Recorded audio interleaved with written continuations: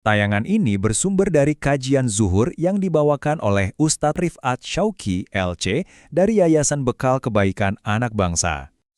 Halo, selamat datang. Pernah nggak sih kepikiran ada satu kalimat yang hampir setiap hari kita ucapin, tapi mungkin kita belum benar-benar menyelami maknanya? Yup, hari ini kita bakal bongkar rahasia luar biasa di balik kalimat Bismillahirrohmanirrohim. Oke, ini dia perjalanan kita. Kita akan mulai dari kenapa kalimat ini jadi kunci buat semua perbuatan kita. Terus kita lihat gimana bismillah ini jadi jembatan antara iman di hati dan perbuatan kita. Nah, bagian serunya, kita akan bedah satu persatu kata di dalamnya. Setelah itu, kita akan ngobrolin apa sih untungnya, dan terakhir, gimana semua ini nyambung ke tujuan utama hidup kita, bahagia dunia dan akhirat. Oke, kita mulai dari yang paling fundamental dulu ya.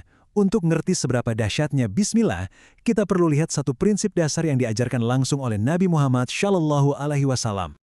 Hadis ini, wah ini landasan utamanya. Coba dibayangin, setiap perbuatan baik kita itu kayak mobil super canggih.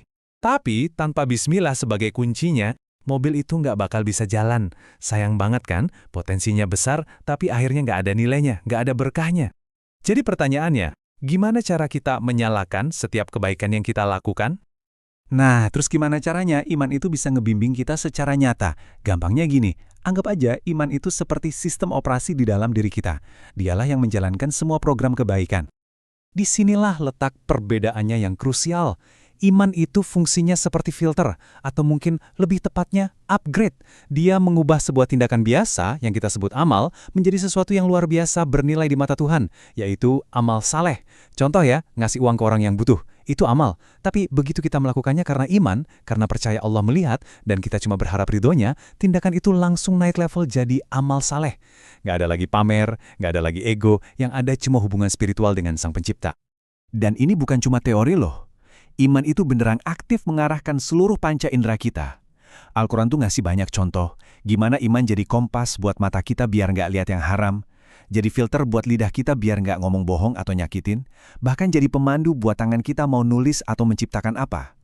Iman itu ya, sistem kendali mutu internal kita. Oke, karena kita udah paham kenapa Bismillah itu penting banget, sekarang saatnya kita bedah apa sih isinya. Yuk kita bongkar kalimat sakti ini. Kata demi kata. Siap-siap ya, ini bakal seru. Percaya atau enggak, seluruh fondasi niat dan makna yang dalam ini, semuanya dibangun di atas satu huruf. Cuma satu huruf, ba. Jangan diremehin ya, karena huruf yang kelihatannya kecil ini bawa minimal 3 makna super dahsyat yang bisa mengubah total nilai perbuatan kita. Jadi gini, pas kita ngucapin Bismillah, sebenarnya kita lagi bikin sebuah deklarasi 3 lapis. Pertama, kita bilang, ya Allah, aku lakuin ini karena Engkau.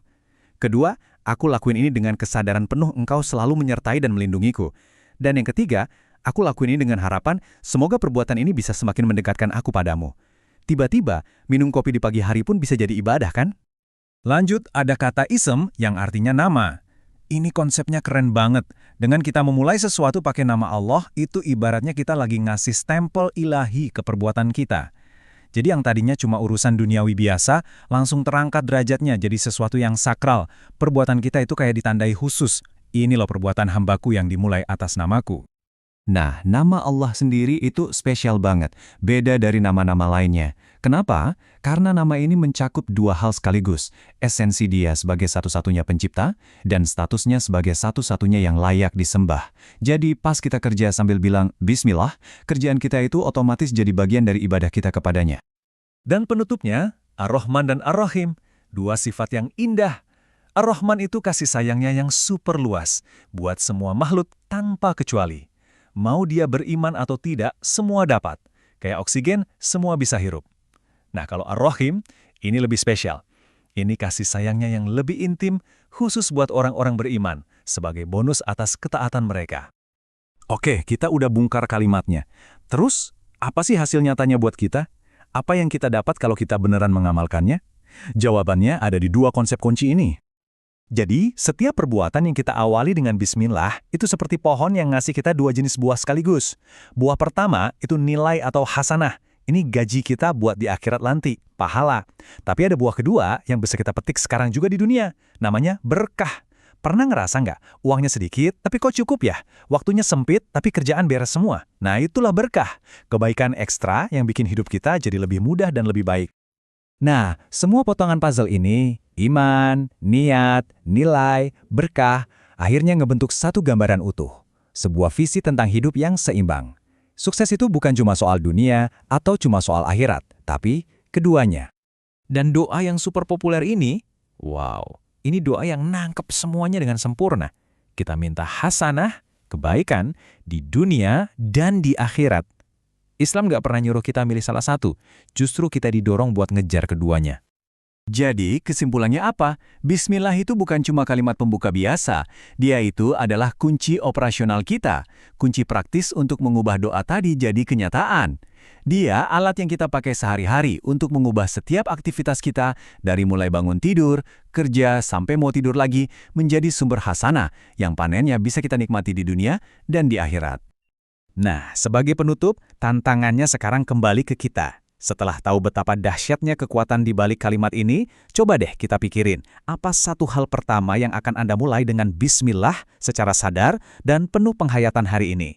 Semoga pemahaman baru ini bisa bikin hari-hari kita jadi lebih bermakna ya. Terima kasih sudah menyimak.